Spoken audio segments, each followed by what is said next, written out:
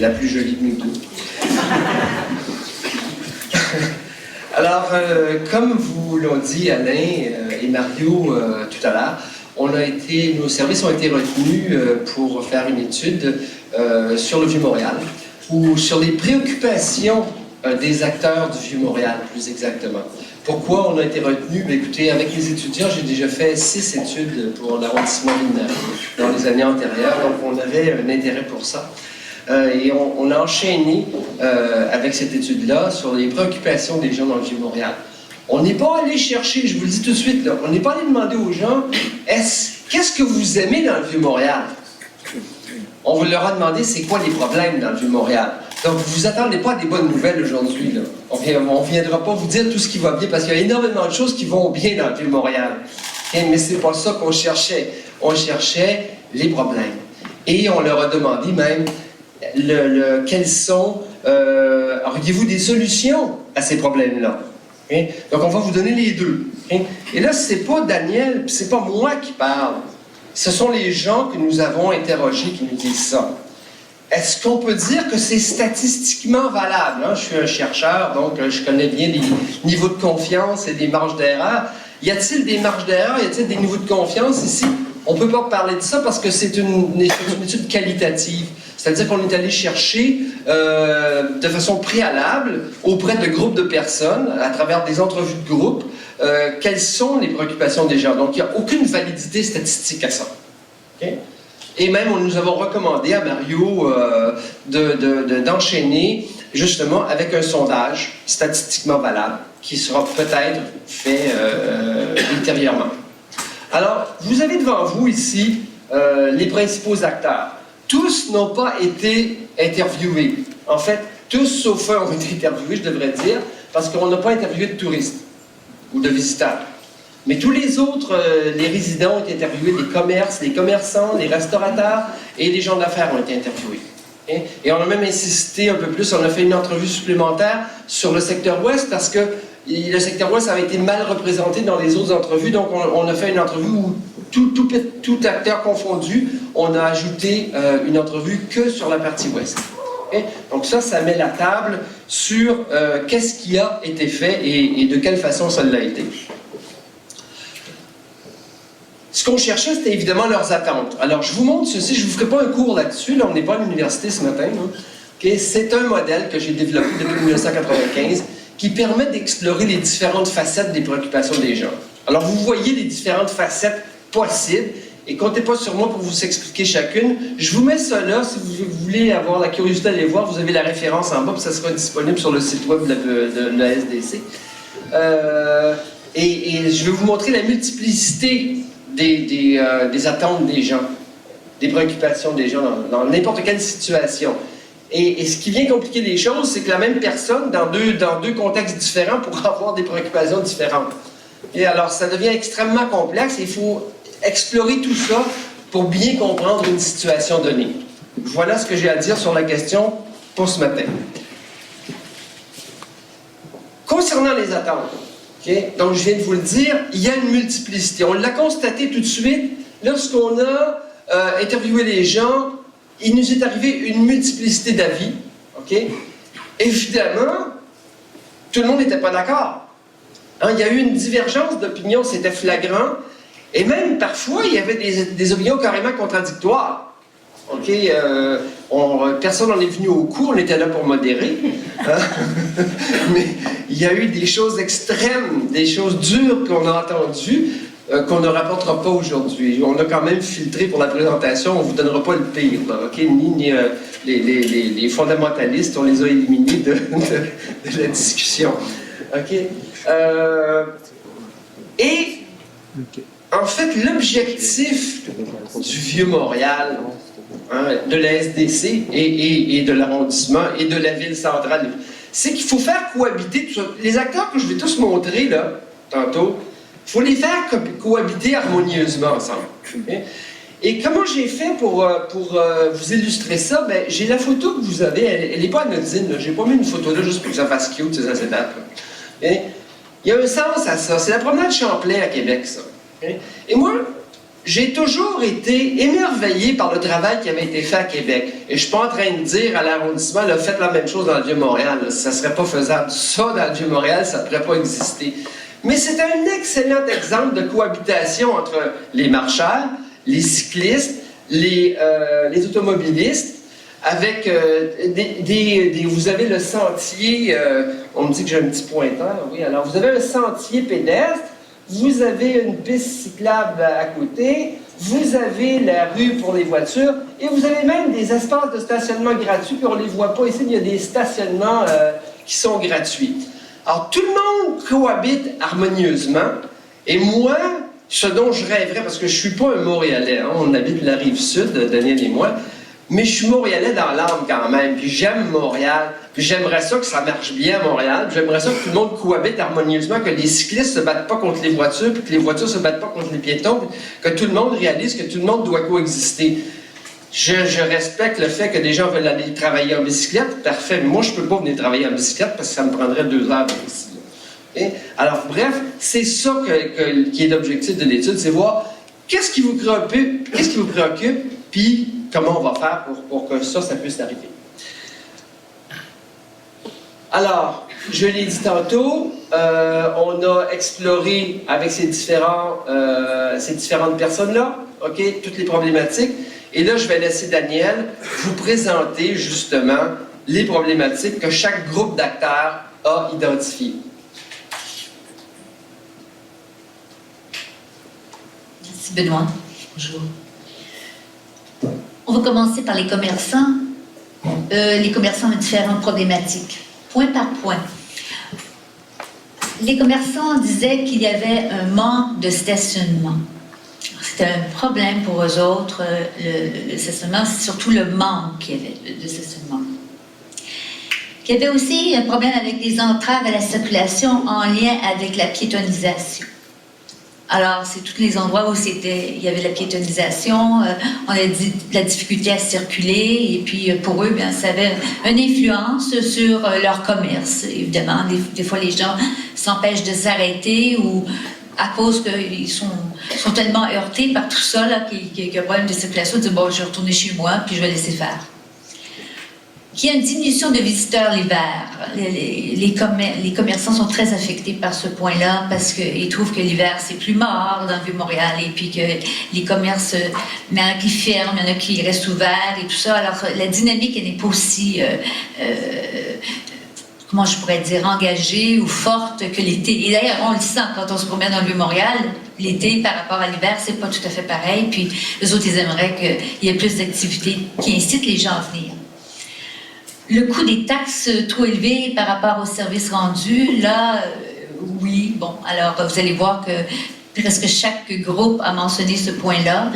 Quand on parle de services rendus, ben, on parle autant du déneigement, que ce soit au niveau de la cueillette des vidanges, que ce soit n'importe quoi, le recyclage, des choses comme ça.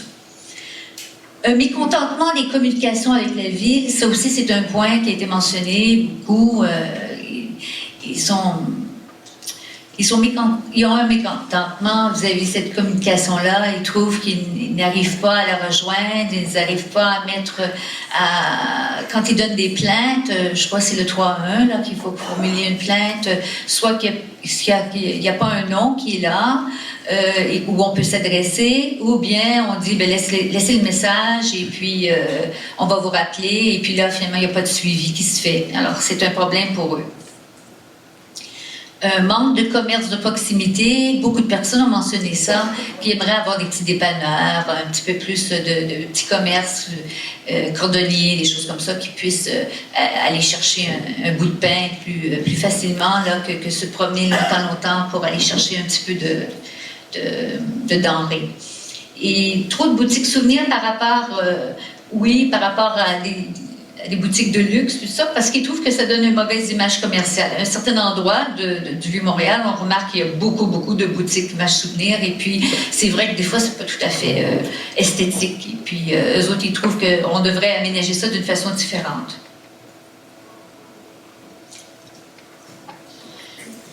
On arrive ici aux restaurateurs. eux autres aussi, ils ont d'autres façons de voir les choses. Ils trouvent qu'il y a trop d'automobiles dans le Vieux-Montréal. Ils aimeraient avoir plus plus de piétons, moins de personnes qui se promènent en voiture, parce qu'ils trouvent que ça a une influence sur que les gens puissent aller dans leur restaurant. Une planification des Bixi est inadéquate. Ils trouvent qu'ils sont capables on est capable de se rendre au restaurant dans le Vieux-Montréal avec son Bixi, mais quand on arrive, il faut prendre la bicyclette. Au retour, il n'y en a pas. Alors, il y a un problème à ce niveau-là de gestion de Bixi. Ils disent aussi que parfois, la piétonisation ça cause un problème de clientèle. C'est sûr qu'il y a certains restaurateurs qui sont très heureux qu'il y ait de la piétonisation. C'est surtout les restaurateurs qui habitent près des places piétonnières. Mais par contre, ceux qui ont un restaurant qui est à l'extérieur un petit peu plus, ils trouvent qu'ils sont défavorisés par rapport à ça parce qu'ils sont un peu trop loin puis que finalement les gens vont plus aller vers les restaurants qui sont près de la piétonisation, des routes piétonnières. Encore là, le point de difficulté de communication avec la ville est mentionné, alors je ne le répéterai pas. Trop de boutiques souvenirs par rapport à des boutiques de luxe, hein, ça aussi c'est encore un autre point. Un problème de sécurité au métro Champ-de-Mars. Oui, il y a certains restaurateurs qui ont dit qu'il y a des personnes plutôt, peut-être un peu plus âgées, mais qui trouvent qui ne voudront pas aller au restaurant en passant par le métro de Champ-de-Mars parce qu'ils ont peur, question sécurité. Ils trouvent qu'il y a beaucoup d'itinérants, de gens qui sont là et puis qui pourraient facilement soit se faire attaquer ou tout ça. Il y a une sorte de sentiment d'insécurité autour du métro Champ-de-Mars. Alors, peut-être aménagé de façon différente. Et le manque de toilettes publiques et mobilier urbain, là, ils disent vraiment parce que les gens... Il manque tellement de toilettes publiques que les gens, même s'ils ne viennent pas au restaurant, ils vont aller dans leurs toilettes. Et puis ça, ils trouvent ça désagréable d'avoir ce va-et-vient-là. Et de mobilier urbain, bien, ils aimeraient avoir plus de place où on peut s'asseoir et puis profiter quand on a fini d'aller au restaurant ou avant le restaurant. On parle ici des résidents. Les résidents mentionnent qu'ils trouvent qu'il n'y a pas assez d'espace de stationnement. Ça, c'est un point qui est souvent mentionné, hein, c'est de l'espace de stationnement. C'est un point qui est très, très, très dominant. Qu'un manque de contrôle pour les automobiles sans permis. Ils trouvent que, bon, les automobilistes, il y a une sorte de... Ils trouvent que ce point-là, finalement, fait en sorte qu'eux autres n'ont pas assez de place pour mettre leur automobile et puis ça cause des problèmes de stationnement. Un embouteillage dû à la piétonisation des rues, on parle encore de ça, c'est un problème de circulation, c'est un point qui s'est répété souvent. Je trouve que l'offre des condos de luxe est trop grande. À un moment donné, ils se demandent est-ce qu'on va pouvoir continuer de vivre ici. Il y a certaines inquiétudes à ce niveau-là parce qu'ils trouvent que ça devient de plus en plus onéreux et puis les taxes sont trop élevées par rapport aux services rendus. Ça, c'est un point qu'on avait déjà mentionné. Il n'y a pas de suivi aux plaintes formulées au 3-1. Et ça aussi, c'est un point qui a été mentionné. Aucun nom sur le site des renseignements de la ville. Ça aussi, je vous l'ai déjà mentionné à ce niveau-là, qui aimerait avoir quelqu'un qu'on peut parler puis qu'on peut dire « Écoute, j'ai un problème. Est-ce que vous pouvez m'aider? » Avoir plus d'informations en amont de la ville, oui, ils aimeraient être informés, dire, il va y avoir des problèmes, il va y avoir des réparations entre telle rue et telle rue. Bon, alors à ce moment-là, ils pourraient un peu être informés de ça, puis gérer leur propre vie par rapport à ce qui va se passer. Une surabondance de commerce trop haut de gamme, ça c'est un autre point qui était rementionné. La signalisation de l'affichage touristique est inadéquate. Ils trouvent que, comme on a fait référence un peu à Outremont, on trouvait que l'affichage à Outremont était vraiment bien fait, il y avait quelque chose d'esthétique qui était fait, c'est très symbolique. On va à Outremont, c'est vrai que l'affichage est très belle, on se reconnaît bien, qu'ici, parfois, ils trouvent que l'affichage n'est pas ne se caractérise pas, ne représente pas le Vieux-Montréal. OK, on est rendu là. Je suis rendue peut-être.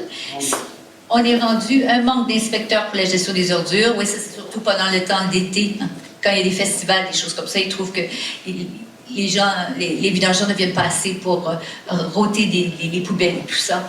Et les calèches et les chauffeurs, ça c'est quelque chose qui a été souvent mentionné aussi, que ça donne une mauvaise image de la ville. Ils aimeraient que les calèches soient mieux entretenues et que les chauffeurs soient mieux habillés ou qu'il y ait une certaine meilleure image de ce... Et je crois que c'est la dernière, si je ne me trompe pas, des problématiques des acteurs de l'Ouest. Comme Benoît vous avez dit, on a rencontré les acteurs de l'Ouest parce que c'était pas assez représenté. Et ils nous ont mentionné ici que les stationnements payants étaient trop dispendieux, qu'il y avait des problèmes de signalisation et d'affichage. Encore, ce point-là s'est rajouté, qu'il y a des calèches. Les calèches étaient des barrières à la circulation. Je pense qu'on a déjà remarqué ce point-là. Des problèmes de communication avec la ville, les commerces sont trop haut de gamme et il y a un manque de toilettes publiques. Alors, voici, en gros, sont les problématiques des différents acteurs sociaux qui nous ont rencontrés et qui ont partagé leur point de vue. Alors, je vais passer à Benoît. Et à partir de l'enregistrement, elles ont été résumées par Daniel. Mais non seulement ça, mais je vous ai dit tantôt que ce n'était pas une étude de nature quantitative. C'est-à-dire qu'on ne fait pas des analyses de fréquence et puis de croisement avec tant de pourcents et tant de pourcents. Ça ne veut pas dire qu'on ne peut pas les traiter scientifiquement, ces données-là, par exemple. Alors, ce que j'ai fait, j'ai pris toutes les entrevues, ce qu'on appelle le verbatim des entrevues, et je les ai placées dans un logiciel qui s'appelle NVivo, qui permet d'analyser le contenu de façon très stricte, tout le contenu. Et la première chose que j'ai fait, j'ai demandé à NVivo, dis-moi donc, quels sont les termes qui reviennent le plus fréquemment? Okay? Et il m'en a identifié 6. Et c'est pas un hasard s'il y en a qui sont écrits plus gros que les autres. Okay? Cette diapo-là parle très fort, en ce sens que ce que le monde mentionne le plus, c'est le stationnement. C'est ça qui ressort clairement. Okay? Et ensuite, dans l'ordre, on a les communications, okay, le marché bon secours, la signalisation, la circulation et la piétonisation. Donc, si vous me demandez c'est quoi les 6 préoccupations majeures des acteurs du Vieux-Montréal, les voilà. Okay? Excusez-moi. Oui.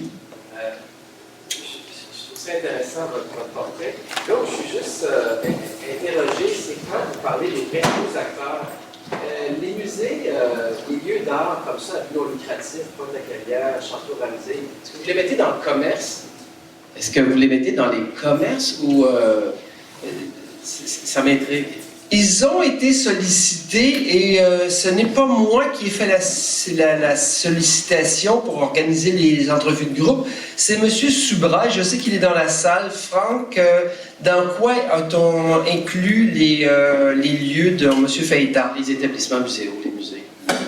Si vous voulez, dans la deuxième édition prévue du colloque, à ce moment-là, il y aurait une place dédiée à la culture, dans le musée. Mais pour l'instant, on les a invités à quel endroit? Parce que je me rappelle qu'il y avait des gens d'un théâtre. Avec les commerçants, peut-être? Il me semble. Enfin, sous toute réserve, monsieur, la réponse à votre question, c'est ils ont été inclus sous les commerçants. Parce que si les musées n'ont pas été consultés, je suis bien d'accord, je trouve ça intéressant, les préoccupations qui sont là, mais je voulais juste soulever ça.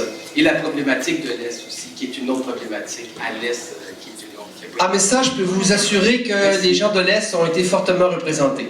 C'est même pour ça qu'on a dû interviewer des gens de l'Ouest, parce qu'ils étaient sous-représentés. Alors, pour ce qui est des gens de l'Est, ne vous inquiétez pas, ils étaient fortement représentés. Je poursuis donc. Alors, non seulement le logiciel nous permet d'identifier c'est quoi les préoccupations majeures, mais il nous permet de modéliser. Modéliser en ce sens de nous dire, dites-moi lorsque certaines préoccupations sont répertoriées en association avec d'autres. Et qu'est-ce qu'on voit d'intéressant ici? C'est ça. Le stationnement et la signalisation vont clairement ensemble ici. Autrement dit, lorsqu'on parle de stationnement, on parle également de signalisation. Il peut arriver qu'on parle de stationnement sans parler de signalisation et vice-versa, de signalisation sans parler de stationnement. Mais ces deux termes-là sont souvent en association. Et on peut voir que les communications ne sont pas loin non plus, et les autres termes sont listés à d'autres endroits. Donc le modèle, c'est ça qui nous permet d'identifier ici. Et alors, NVivo, à ce niveau-là, est un logiciel extrêmement intéressant. C'est le meilleur, en fait, qui existe au monde, à ma connaissance. J'ai juste une petite question. Quand on parle du marché Bon Secours, c'est quoi la problématique, la préoccupation au niveau du marché Bon Secours? On va voir des extraits dans une minute. Alors justement, je vais vous présenter ici, avant que Daniel vous présente des solutions proposées, des extraits d'entrevues. Alors, ici, je ne fais que citer une phrase qui a été prononcée lors d'une des entrevues. Alors, sur stationnement et signalisation, je ne vais pas vous les lire, là, vous savez lire, tout le monde dans la salle, là. Vous avez donc des phrases qui nous sont venues. Moi, j'entends souvent côté stationnement que c'est difficile et c'est cher. Le gros problème, c'est l'identification. Donc, on retrouve la notion de signalisation et de stationnement. Il y en aurait, mais on ne sait pas où ils sont. Aujourd'hui, ça fait le fait qu'il y a un problème de signalisation dans le Vieux-Montréal parce que ces emplacements existent, mais ils sont méconnus. C'est ce que je viens de vous dire. C'est pas tout ce qui a été dit, mais c'est tout ce que j'ai eu le temps de vous dire ce matin, par exemple. Parce que, écoutez, il y a des heures et des heures et des heures. Est-ce que ça veut dire que quand la problématique de la signalisation est adressée, c'est juste par rapport au stationnement? Non, c'est ce que je vous disais tantôt. On a parfois parlé de signalisation sans nécessairement parler de stationnement. OK? Alors, c'est pas uniquement un problème de stationnement, mais là, j'en parle en rapport avec le stationnement. Comme j'ai dit, j'ai dû faire des choix pour les contraintes, pour ne pas me faire chicaner par Alain, pour dépasser mon temps de parole. Alors, on doit contraindre, vous présenter que le principal. Alors, quant aux communications, on parle ici des communications avec la ville. Alors, ce n'est pas la communication entre vous et la ville, c'est à l'intérieur de la ville. Autrement dit, la main gauche ne parlerait pas à la main droite. C'est ce qu'on a cru comprendre. Il n'y a aucune communication entre la ville parce que quand ils ont décidé quelque chose, il n'y a rien à faire. C'est pas moi qui dis ça, là. Hein? Je vous répète, on ne fait que rapporter ce que des gens nous disent. Ce que je trouve particulier, c'est qu'il n'y a pas de communication aussi peu entre la mairie de l'arrondissement, entre la ville. Pourtant, ils sont supposés d'être ensemble, ce monde-là. Donc, il y aurait encore des difficultés de communication. Perçues par les gens. Hein? Et je pense que c'est pas inutile de dire qu'ici, là, on a trait à des perceptions. C'est ce que les gens nous disent parce que c'est ça qui les préoccupe. Est-ce que c'est vrai? Peut-être pas, mais c'est ça qu'ils pensent. Donc, si c'est pas vrai, il va falloir défaire ces perceptions-là. Alors, il y a deux façons de corriger le problème. Corriger le problème pour vrai s'il y en a un, ou bien corriger les perceptions si elles sont inexactes. Quant à Bon Secours, madame, je vous dirais que le marché Bon Secours, là, il manque cruellement de clientèle et les seules personnes qui vont en général là-bas, c'est pour les toilettes. Bon, c'est pas moi qui le dis, là. Okay? J'aime beaucoup le marché Bon Secours, je trouve que c'est une très jolie place. Le marché Bon Secours, c'est zéro, ça marche pas, c'est mort. On dit la même chose que le premier. Le marché Bon Secours, il faudrait vraiment changer l'exploitation, y mettre des commerces et des façons plus vivantes. Il n'y a personne qui va là-dedans. Bon. Alors, semblerait que le marché Bon Secours serait sous-utilisé. On ne dit pas que le marché Bon Secours, c'est pas beau. On ne dit pas que c'est pas bon. On dit qu'il n'y a pas ce qu'il faut dedans. Et la piétonisation et les entraves à la circulation, oui, pour moi, la piétonisation, je trouve que c'est mortel. Donc, moi, c'est sûr qu'en partant, j'enlèverai la piétonisation. Oui, bien sûr, que le samedi, je ne rentrais pas chez moi avant minuit parce qu'il fermait les rues. Alors, on voit que la piétonisation cause des problèmes. Ça veut-tu dire qu'il faut arrêter la piétonisation? Pas du tout. Ça veut dire qu'il faut y penser. Ça veut dire que ça crée des problèmes pour certains acteurs. Ça veut dire que c'est pas optimum, ça veut dire qu'on fait pas cohabiter les gens, comme j'ai dit en premier lieu, la cohabitation n'est pas harmonieuse. Et elle devrait l'être. Comment corriger ça? Ah ben là, c'est à vous de décider ça maintenant. Nous, on vous informe. Et quant à la circulation, ben on retrouve l'histoire des calèches. Et une préoccupation, non pas actuelle, mais future, qu'est-ce qui va arriver quand le méga-hôpital va ouvrir? Il y a des gens que ça inquiète beaucoup, que ça crée des bouchons de circulation épouvantables.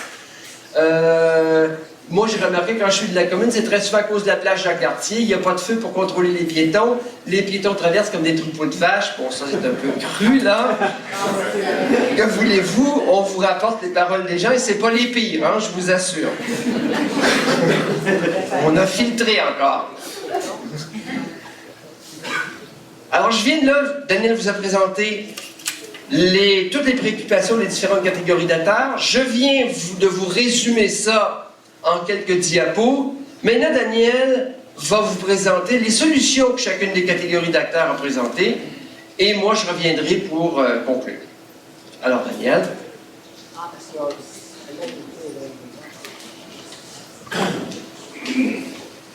Bon, et c'est la partie très intéressante. Les commerçants avaient comme solution, d'une part, de proposer la gratuité des stationnements le week-end et l'hiver, justement parce qu'il y a un problème l'hiver, hein, au niveau il y a moins de monde et tout ça. Et puis le week-end, ils disaient pourquoi pas laisser la chance aux familles de venir dans le Vieux-Montréal, profiter pour pouvoir acheter les produits. Les stationnements publics à moindre coût en périphérie, oui, il parlait de mettre en périphérie plus de stationnements publics et de laisser les gens marcher pour aller dans le Vieux-Montréal, mais d'amoindrir le coût. Ça, c'est un point. Ils trouvent ça énorme d'avoir déboursé des 13, des 15, des 17 dollars. Parfois, c'est beaucoup pour une famille ou des fois, on veut rester juste 2 heures et puis on est obligé de payer un gros coût.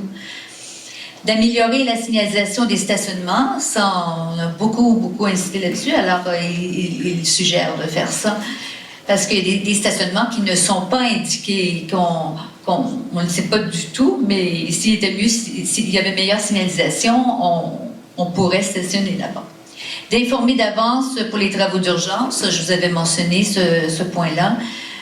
Développer des actes de communication avec la ville, ça c'est le point de communication, d'attirer les visiteurs l'hiver avec d'autres activités, ça été mentionné très souvent aussi, pour enflammer le Vieux-Montréal l'hiver, et d'engager la firme Garda et des vigiles à la sortie des bars, parce qu'à la sortie des bars, les commerçants trouvent qu'il y a des gens qui ont trop bu et tout ça, puis qu'il peut avoir des problèmes, alors ça serait peut-être bien d'avoir plus de vigiles et de gens pour la sécurité de ces gens-là.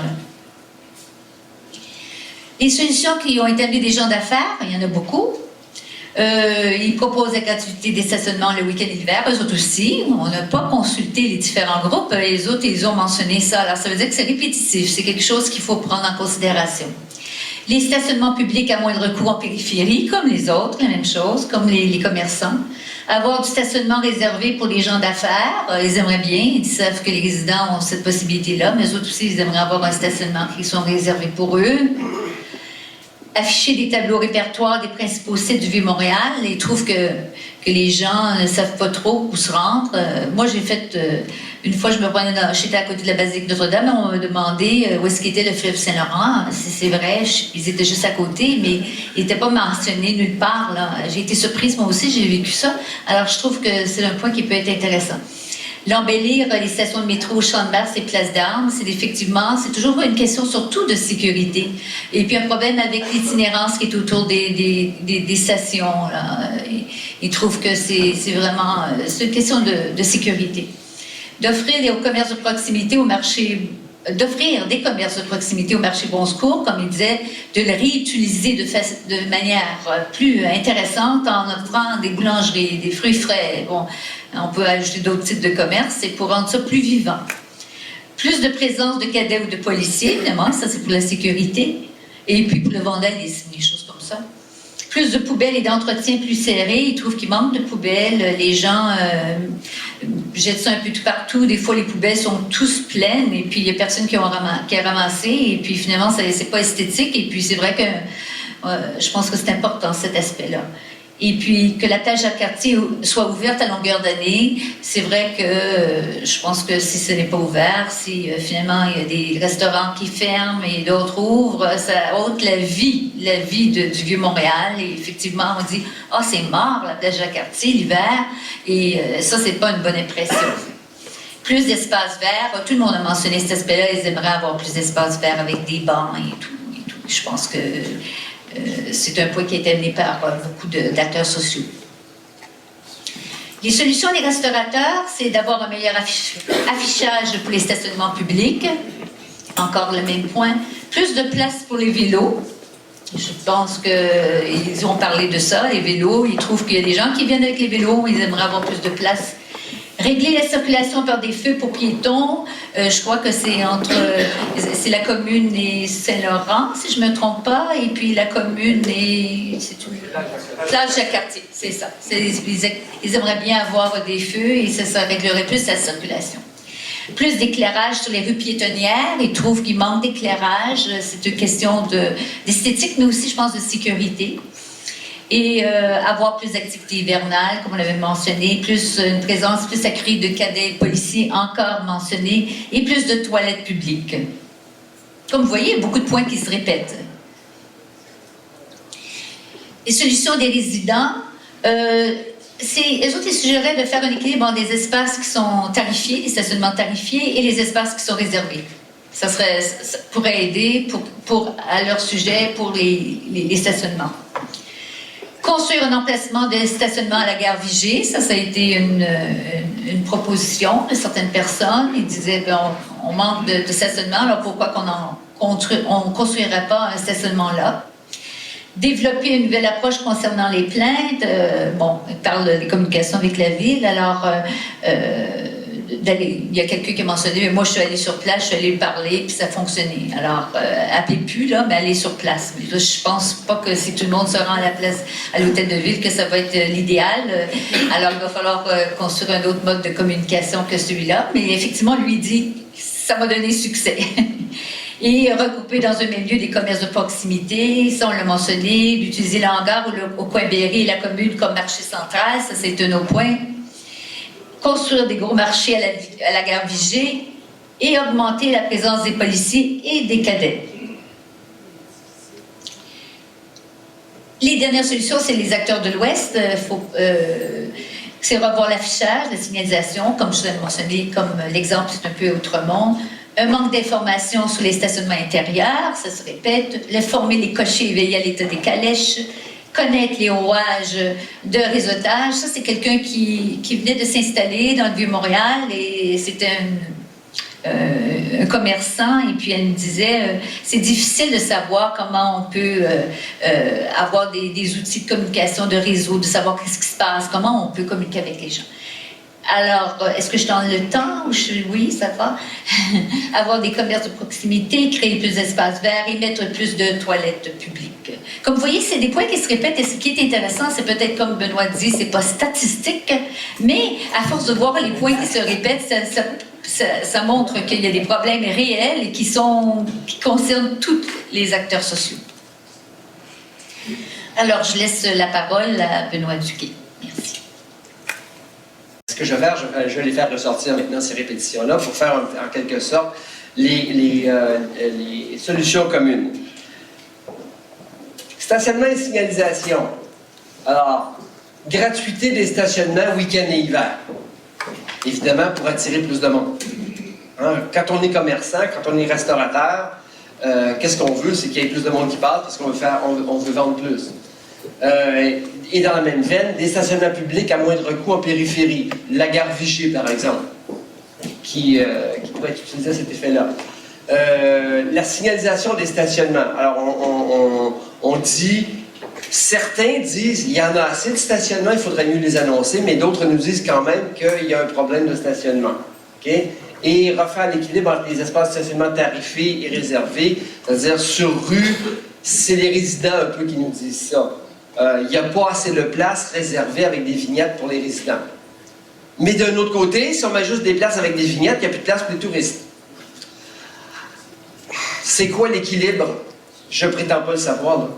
Je vous dis ce qu'ils nous disent. Hein? Les communications, alors, ce que les gens aimeraient beaucoup, c'est savoir, c'est être informé lorsqu'il y a des travaux d'urgence. Et on nous a donné un exemple, parce que ça s'est passé, ça, au printemps. Vous vous rappelez, il y a eu une grosse un bris de conduite, que l'eau était plus potable à Montréal. Et il y a des gens qui en ont bu parce qu'ils ont été avertis trop tard.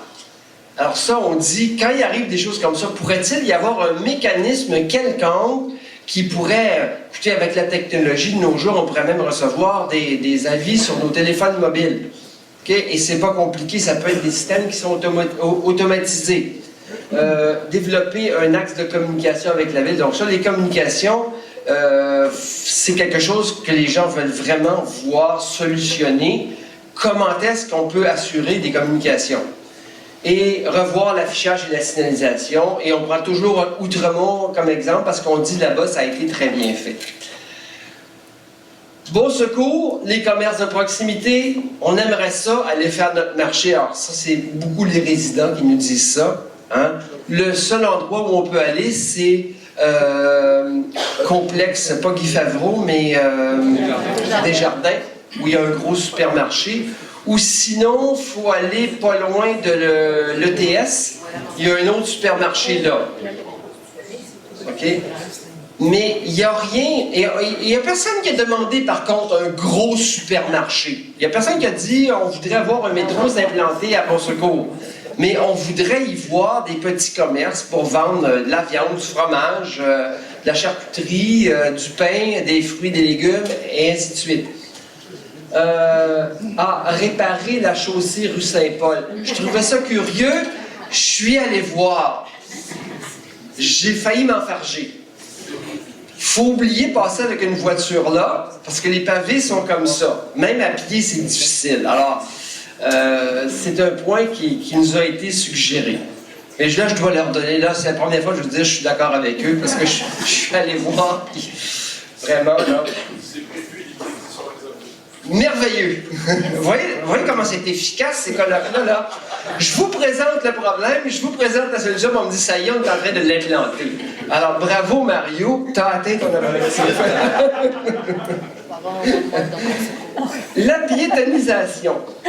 Il faut repenser la piétonisation. Puis comment est-ce qu'on va la repenser? C'est en assoyant le monde ensemble, en se disant comment est-ce qu'on pourrait faire ça. Pour venir leur imposer une piétonisation. Généralement, les solutions imposées, ça ne marche pas. Quand on décide en haut et qu'on impose en bas, c'est sûr qu'on va avoir des gens qui vont se plaindre. Quand on les consulte, même si on ne fait pas exactement ce qu'ils disent, ils vont se dire « Ah, j'ai été consulté. Ils ont pris mon avis. » Donc, et ça peut se faire par le biais d'une étude comme on a été fait, ou plus largement, lorsqu'on veut tester une solution, par une enquête quantitative, ça se fait relativement facilement de nos jours. Okay? Assurer la cohabitation harmonieuse entre les piétons, les cyclistes et les automobilistes, ça c'est un point qui est revenu, okay? Et c'est drôle parce que c'est quelque chose que je vous ai parlé en introduction. Okay?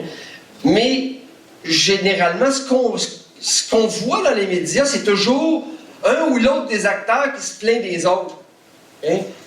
Et pourtant, il n'y a pas de raison. Hein, je suis piéton, je suis automobiliste, je suis même motocycliste, puis il faut que je fasse attention. Quand je suis un ou l'autre de ces acteurs-là, il faut que je fasse attention.